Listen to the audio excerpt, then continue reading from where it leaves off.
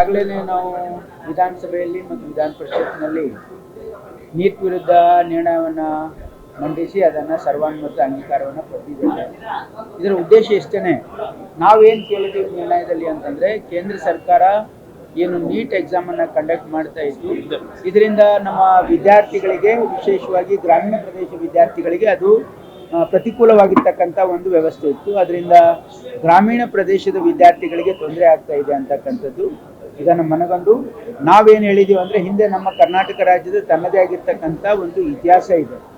ಅದು CET ಪರೀಕ್ಷೆ ಭಾಳ ಪಾರದರ್ಶಕವಾಗಿ ಅದನ್ನು ನಾವು ಮಾಡ್ತಕ್ಕಂಥ ನಮ್ಮ ಒಂದು ಟ್ರ್ಯಾಕ್ ರೆಕಾರ್ಡ್ ಇದೆ.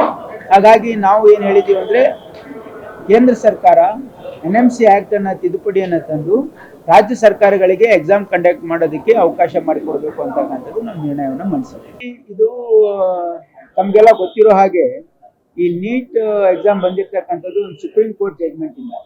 ಆಮೇಲೆ NMC ಆ್ಯಕ್ಟ್ಗಳು ಕೂಡ ಇದನ್ನ ಪ್ರೊವಿಷನ್ ಮಾಡ್ಕೊಂಡಿದೆ ಕೇಂದ್ರ ಸರ್ಕಾರ. It's an act of parliament. ಹಾಗಾಗಿ ನಾವು ಇದನ್ನ ತಿದ್ದುಪಡಿ ಮಾಡಬೇಕಾದ್ರೆ ಕೇಂದ್ರ ಸರ್ಕಾರ ಇದಕ್ಕೆ NMC ಆ್ಯಕ್ಟ್ಗೆ ತಿದ್ದುಪಡಿ ತರಬೇಕು ಒಂದು, ಇಲ್ಲ ಅಂದ್ರೆ ಸುಪ್ರೀಂ ಕೋರ್ಟ್ ಇದಕ್ಕೆ ರಿಲೀಫ್ ಕೊಡಬೇಕು ಒಂದು.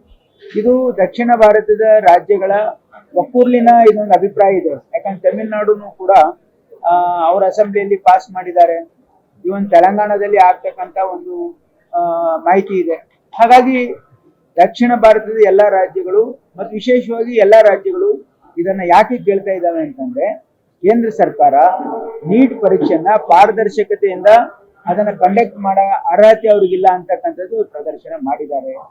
ಇಡೀ ದೇಶದ ಎಲ್ಲ ರಾಜ್ಯಗಳು ಇವತ್ತು ನೀಟ್ ಮೇಲೆ ಅವ್ರಿಗೆ ಅಪನಂಬಿಕೆಯನ್ನ ಇವತ್ತು ಸೃಷ್ಟಿಯಾಗಿದೆ. 24 ಲಕ್ಷ ಮಕ್ಕಳು ಅವರ ಭವಿಷ್ಯವನ್ನು ಆತಂಕದಲ್ಲಿ ಯಾವ ರೀತಿ ಒಂದು ವ್ಯವಸ್ಥೆ ನಡೀತು ಅಂತಕ್ಕಂಥದ್ದು ಇಡೀ ದೇಶದ ಜನ ನೋಡಿದ್ದಾರೆ. ಕೇಂದ್ರ ಸರ್ಕಾರ ಇವರಿಗೆ ನೀಟ್ ಕಂಡಕ್ಟ್ ಮಾಡ್ತಕ್ಕಂಥ ಕಾನ್ಫಿಡೆನ್ಸ್ ಇಲ್ಲ ಅಂತಕ್ಕಂಥದ್ದನ್ನ ಅವರು ಬಹಳ ಸ್ಪಷ್ಟವಾಗಿ ಪ್ರದರ್ಶನ ಮಾಡಿದ್ದಾರೆ. ಹಾಗಾಗಿ gracefully they should give up. ಅವ್ರ ಕೈಲಿ ಮಾಡಕ್ ಆಗದೆ ಇರ್ತಕ್ಕಂಥ ಕೆಲಸ ಮಾಡಕ್ ಹೋಗಿ ಇಡೀ ದೇಶದ ಯುವಕರ ಭವಿಷ್ಯವನ್ನ ಆತಂಕದಲ್ಲಿ ತರ್ತಕ್ಕಂಥ ಕೆಲಸ ಅವ್ರು ಬಿಟ್ಕೊಡ್ಬೇಕು ಅಂತಕ್ಕಂಥದ್ದು ನಮ್ಮ ಒಂದು ಒತ್ತಾಯ. ಇಲ್ಲ ನೋಡಿ, ಹಾಗೇನಿಲ್ಲ. ಈಗ ಗ್ರಾಮೀಣ ಭಾಗದ ವಿದ್ಯಾರ್ಥಿಗಳು ನಮ್ಮ ರಾಜ್ಯದಲ್ಲೇನೆ ತಗೊಳ್ಳೋದು ಜಾಸ್ತಿ ಸೀಟ್. ನಮ್ಮ ರಾಜ್ಯದಿಂದ ಬೇರೆ ರಾಜ್ಯಕ್ಕೆ ಹೋಗಿ ಸೀಟ್ ತಗೊಳ್ಳೋದೇ ಕಮ್ಮಿ.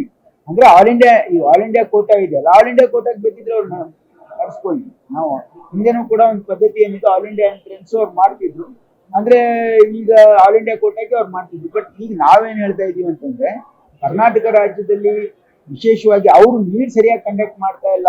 ಯಾಕಂದ್ರೆ ನೀಟ್ ಬಂದಾಗ ನಾವು ಅದನ್ನು ವೆಲ್ಕಮ್ ಮಾಡಿದ್ವಿ. ಒಂದು ಪಾರದರ್ಶಕತೆ ಇರ್ತದೆ ಮತ್ತು ಇಡೀ ದೇಶದಲ್ಲಿ ಅದು ಒಂದೇ ರೀತಿಯಾಗಿರೋದ್ರಿಂದ ಮಕ್ಕಳಿಗೆ ಅನುಕೂಲ ಆಗ್ತದೆ, ಮಲ್ಟಿಪಲ್ ಎಕ್ಸಾಮ್ಸ್ ಆಗುತ್ತೆ ತಪ್ತದೆ ಅಂತ ನಮ್ಮ ಭಾವನೆ ಆಗಿತ್ತು. ಆದ್ರೆ ಈಗ ಅವರು ಯಾವ ರೀತಿ ಎಕ್ಸಾಮ್ ಕಂಡಕ್ಟ್ ಮಾಡಿದ್ದಾರೆ ಅದರಿಂದ ನಮ್ಗೆ ಅವ್ರ ಮೇಲೆ ವಿಶ್ವಾಸ ಹೋಗಿದೆ. ಹಾಗಾಗಿ ನಾವು ನಮ್ಮ ರಾಜ್ಯ ಸರ್ಕಾರಕ್ಕೆ ಬಿಟ್ಕೊಡಿ ಅಂತಕ್ಕಂಥ